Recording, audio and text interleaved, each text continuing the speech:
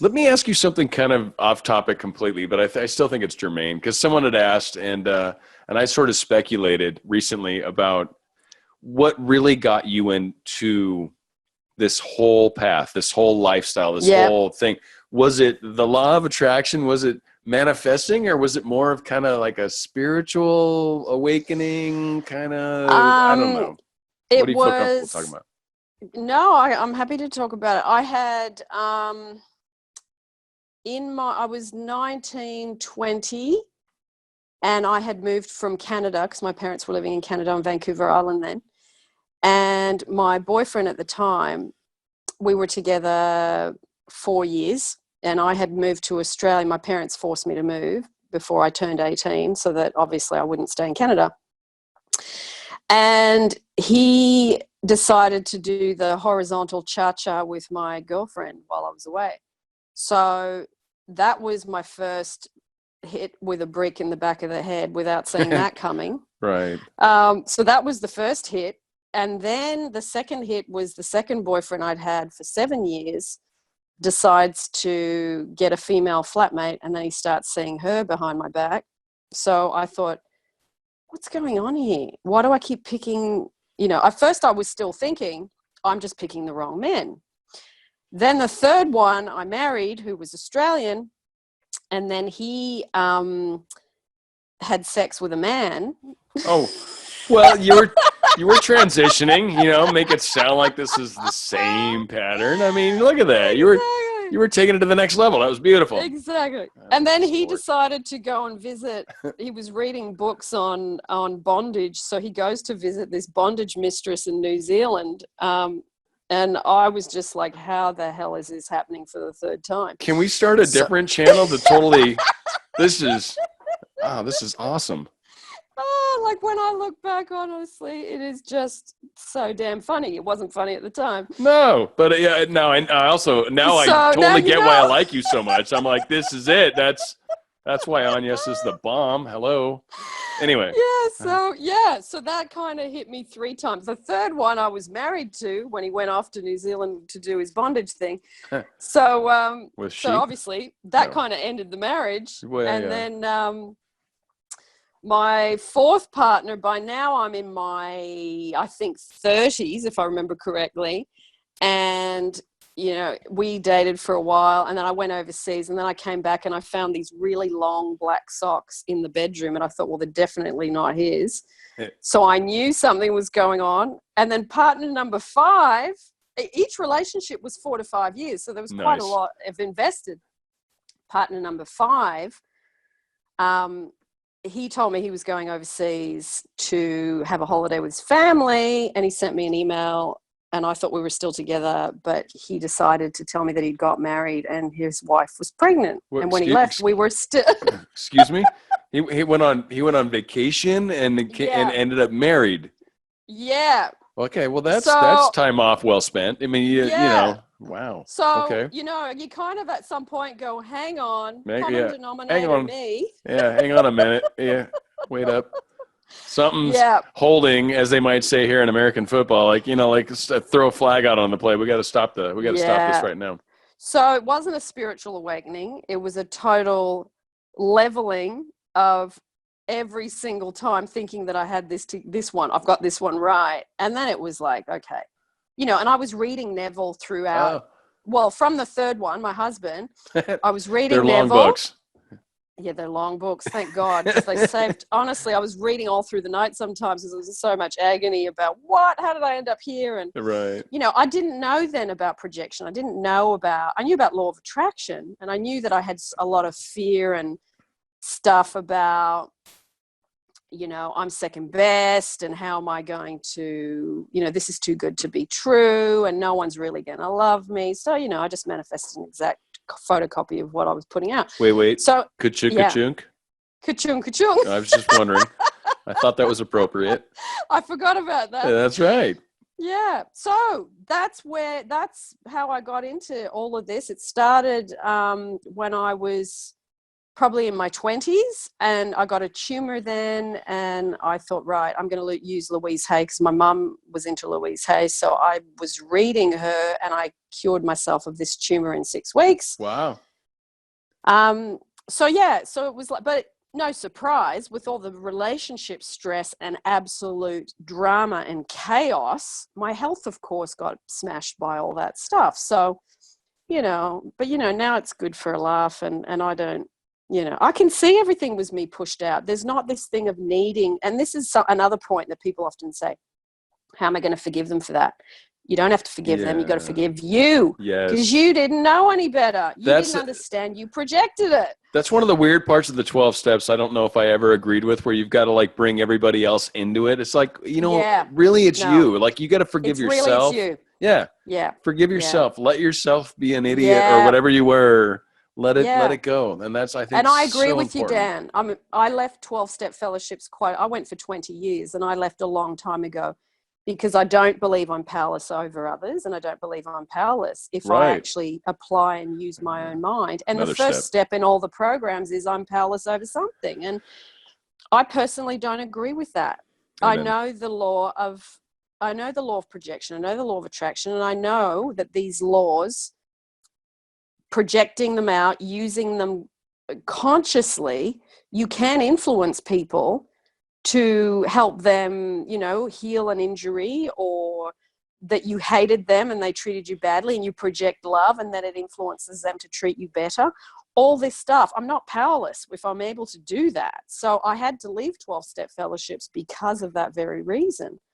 I agree. They were very structured. It has its place. Yeah, well, it does. And that's the thing, is everyone's in the location that they're at. They're coming from this from where they're ready. And I think you and I are trying to paint with a broad brush, as far as we want to make sure we're not limiting people, and we're certainly using words that people can get behind and be comfortable with. But I mean, a lot of this, like you've said, you work through these patterns that we've had in our lives, and again, you and I are coming from places that I'm the same way. I mean, a lot of mistakes, a lot of trials and tribulations, a lot of, okay, so I've tried all the things that don't work, like now let's try something different, Yeah. Yeah.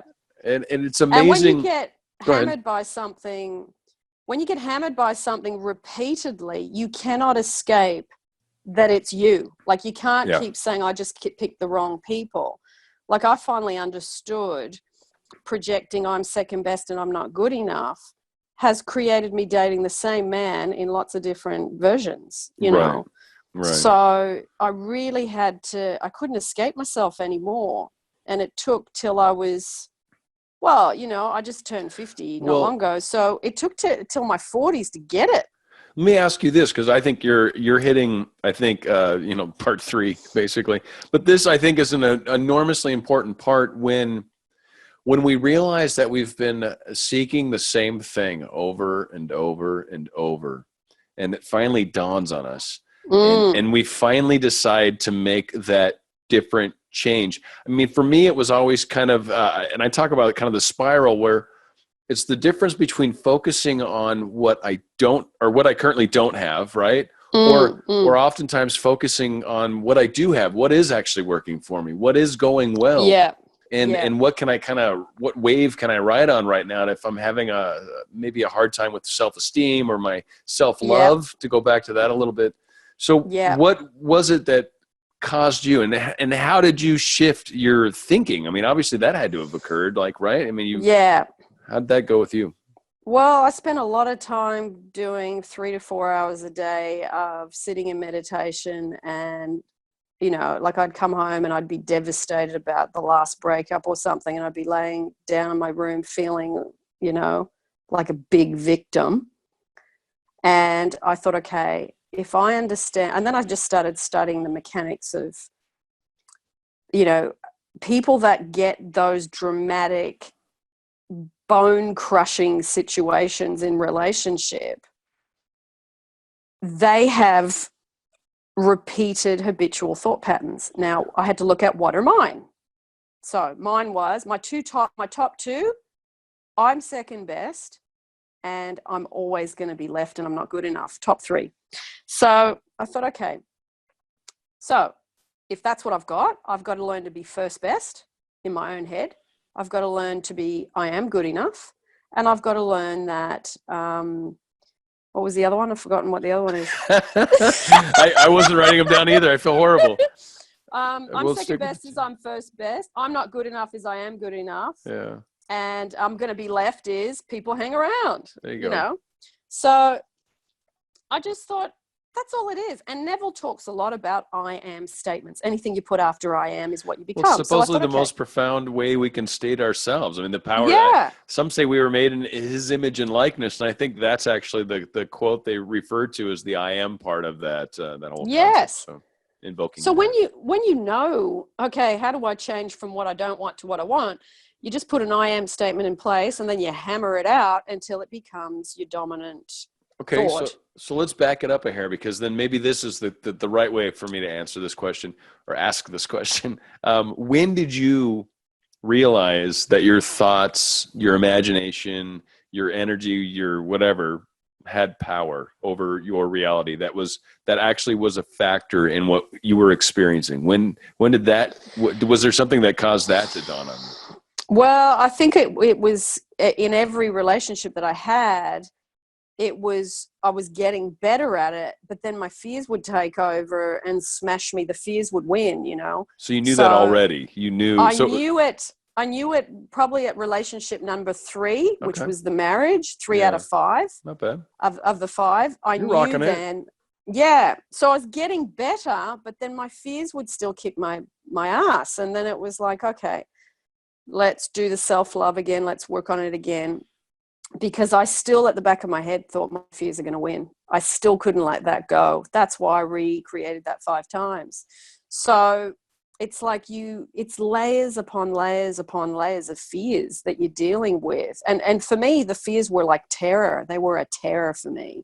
It was like, no matter what I do, no matter how much law of attraction I do, no matter what I understand, I will never get rid of this one. It's always in the back of your mind, right? Yeah, like screaming at you, like, this is this, you're not good enough, you're not this, you're not that. And I think where a lot of the people that, you get the messages in your comment section, and I think a lot of these situations have to do with people that are still working through these changes and these transitions and understanding the parts of themselves that still need to develop and grow. I mean, I don't think we're just stagnant creatures that are supposed to be able to just manifest, all the way through life. There's this odd component to it called growth and development and all, like where we change and become better people, believe it or not, or worse, maybe, but I think most of us get better. So and then sometimes you slip back a bit and you get hammered in the head again. And I thought, geez, not this again. I've been very fortunate in life where anytime I've ever thought too highly of myself, life was very kind to remind me that horse I do not belong on. Like, it just knocked me the hell off it. No worries, mate. Just done. Exactly. So I humble is for me the safest way to go. Kills me. Yeah. In a great way, So again, I've been in the same boat as you. I want people to understand that are listening that that's part of this development as well. And why isn't it happening? Why isn't it happening? Especially when it comes to a specific someone. There's some very key elements that we're talking about here that we need to look at. Am I being controlling? Am I not being true to myself? Man, I've lost myself. That's what I typically do is I'm yes dear, and whatever. Yeah. And I forget that I actually have things that I enjoy and like and used to do. Yeah. So, and that's really a common mistake so many of us make. And I think as you do it in one relationship, and then as soon as the relationship ends, you go, oh my God, I haven't done that for ages and I haven't done that. And then you rebuild your life. Then you meet another person and then you slide back. Because it's fun to do it. I enjoy that rebuilding my life over and over. Yes. It's awesome. Challenge. Yes. Oh yeah. No, it was too easy. I got it. I got this. I'm gonna do this a few times. Dan? Yeah. This time around, being with somebody, you know, Who's for a while wonderful and now. awesome. Yeah, and Yeah. and isn't the total center of everything I do, as you know, because I go between Sydney and London. I thought, okay, this time around, because I have lots of time to myself where we're not together, where I'm actually in another country, or whether we are in the same country, I still go to bed. I do the same thing, whether he's there or not. And there are times where, he's watching TV next to me and I'll put my headphones in. I say, look, I'm going to listen to a meditation. I just do my I love yous to myself. So then I'm a much better person to be with. That's a win-win, right? Yeah, it is, because it's like I'm a much better, I don't need you to make me feel better person. I'm not saying I'm perfect. There are times where I go, oh, what do I do with this? And he looks at me like, what you always do. And it's like, oh, how did I go back to that? So you still have your moments of, like you say, you get humbled again. And I think, but hey, I know where to go. I do this daily. I don't forget to do it because I know when I forget, this is like black belt manifesting, Right. keeping my chops up. I do this every day because I know where I've ended up by not doing it. It has smashed my whole world apart, and I will not go back there. I'm quite happy to do 3 hours a day. It's